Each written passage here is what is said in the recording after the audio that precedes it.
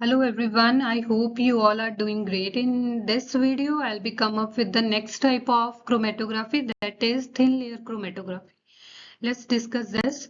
Thin layer chromatography, basically chromatography technique in which we use to separate the components of a mixture using a thin stationary phase supported by the inert backing. तो इसमें क्या करते हैं हम लोग, जैसे suppose करो आप पेपर क्रोमेटोग्राफी हमने पढ़ा है, तो वो पेपर हमारा स्टेशनरी फेज था, राइट। यहाँ पर थिन लेयर क्रोमेटोग्राफी में हम क्या कर रहे हैं कि सपोज करो ये फोन है, बेसिक से एग्जांपल लेके चलते हैं। तो यहाँ पे क्या है कि आप एक लेयर प्लेस करते हो स्टेशनरी फेज की। वो स्टेशनरी फेज की लेयर्स क्या होंगी हम बाद आगे डिस्कस करते हैं।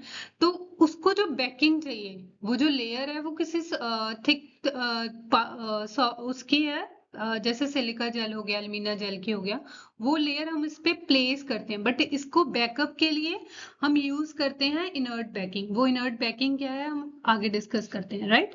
तो यहाँ पर आप डायग्राम में देखो, we need chamber, TLC chamber जिसको बोल देते हैं। हमें वो जहाँ पे हमने अपना सैंपल रेडी किया है, स्पॉट हम वैसे ही करेंगे 1 सेंटीमीटर के डिस्टेंस पे, और सॉल्वेंट के साथ मैच नहीं होने देंगे। सॉल्वेंट लेवल के साथ आपका स्पॉट लेवल मैच नहीं होना चाहिए, अदरवाइज वो सैंपल फिर से वॉश अवे हो जाएगा, राइट।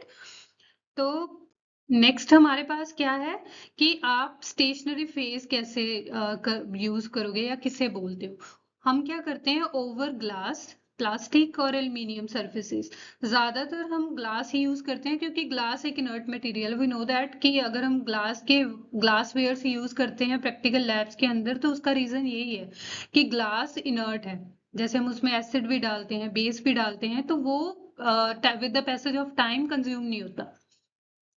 तो we layer silica gel over that. Silica gel भी कर सकते हो, एल्मीना भी कर सकते हो, डिपेंड करता है कि आपका सैंपल जो हमने सैंपल लिया है वो कैसा लिया है। अगर आपकी सिलिका जेल एसिडिक है तो दैट मीन्स जो हमारा अगर एसिडिक सैंपल होगा या कुछ भी होगा, तो वो ज्यादा टाइम तक सिलिका जेल के साथ स्टिक करेगा, उसकी एब्जॉर्प्शन ज्यादा होगी, तो उसका मतलब दूसरा कंपोनेंट इजिली मूव कर पाएगा। तो उसी तरह से एल्मीना बेसिक है, डिपेंड्स कि आप अपने सैंपल्स कैसे ले रहे हो। Stationary phases over glass, plastic, alumina, we layered silica gel, which is acidic and basically मैंने रेपिटेशन में लिख दिया। The solvent for the solvents आप कैसे चूज करोगे, जैसे अगर आपको पता चला कि आपका जो मिक्सचर है वो स्ट्रॉन्गली पोलर कंपाउंड का है, तो आपका जो सॉल्वेंट रेशियो होगा, तो अगेन मैंने वही बोला कि आप कंप्लीटली वाटर नहीं ले सकते क्योंकि वाटर वॉश अवे कर देते हैं। तो इथाइल एसीटेट, बुटेनॉल और acetic acid with the water in the ratio of 80-10-5-5।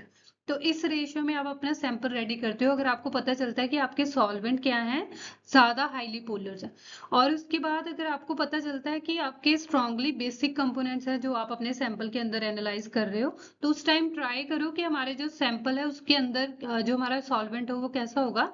10% of ammonium hydroxide in a methanol, then take 1 to 10% mixture of that in dichloromethane. तो इस तरह के सैम्पलिंग जैसे हम लैब में परफॉर्म करते हैं, तो एक स्टैंडर्ड प्रोसीजर ऑपरेटिंग हमें बताया होता है कि हमने किस सॉल्वेंट के साथ किस सैंपल को सेपरेटेड आउट करनी। तो वो हमारे पास डिफरेंट डिफरेंट लैब प्रोसीजर में डिफरेंट रहेंगे, राइट। उसके बाद ये एक्चुअल में हो कैसे रहा है वो हम चेक करते हैं। सबसे पहले आप क्या करते हो, जैसे इन्होंने ग्लास की शेप ली हुई है, glass is difficult to cut, sometimes we use plastic, but जो प्लास्टिक है वो इतना ज्यादा थिन सा होता है, तो इस वजह से कई बार हमारी जो लेयर है वो इवनली स्प्रेड नहीं हो पाती। इसलिए हम ग्लास प्रेफर करते हैं इन आर लैब्स, रूटीन लैब्स में ज्यादातर हम ग्लास प्रेफर करते हैं।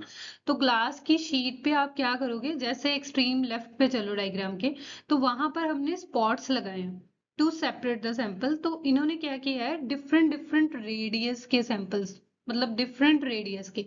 जैसे सबसे पहले हमने एक्सट्रीम लेफ्ट पे थोड़ा सा एरिया कवर किया है, उसके बाद हमने बिगर ड्रॉप एक्सट्रीम राइट पे लगाया, तो उसे हमने सॉल्वेंट पे डिप किया। और लुक एट द डायग्राम, जब आपने स्पॉट्स और आपके सॉल्वेंट का डिस्टेंस इतना होना चाहिए, डिफरेंस होना चाहिए, अदरवाइज वो वॉश अवे हो जाएगा। तो फिर कैपिलरी एक्शन की वजह से हमारा सॉल्वेंट ट्रेवल करना शुरू हो गया।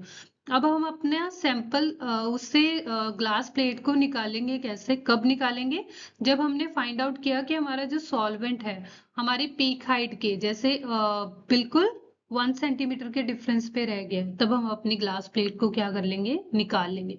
Try to cover your glass chamber always whether we perform paper chromatography और थिन क्रोमेटोग्राफी, क्योंकि हम अवॉइड करते हैं कि हमारा जो सॉल्वेंट है वो इवेपोरेशन का फिनोमिना फॉलो ना करे, जस्ट दैट इट।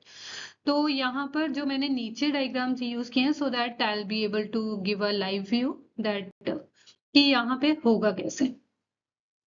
नेक्स्ट हमारे पास क्या है, इसके बेनिफिट्स और इसके लिमिटेशन। बेनिफिट्स क्या है, टीएलसी एनालिटिकल टूल है जो यूज करते हैं हम ड्यू टू सिंप्लिसिटी और relative low cost, high sensitivity and speed of separation की वजह से। But however the spotting, concentration of sample और layering of a silica gel और uses of UV light while drying the sample or something, जब हम UV light को use करते हैं लैब्स में तो sometimes this technique becomes difficult to handle. That's all about in this video. Thanks for watching. Har Har Mahadev and keep learning, guys.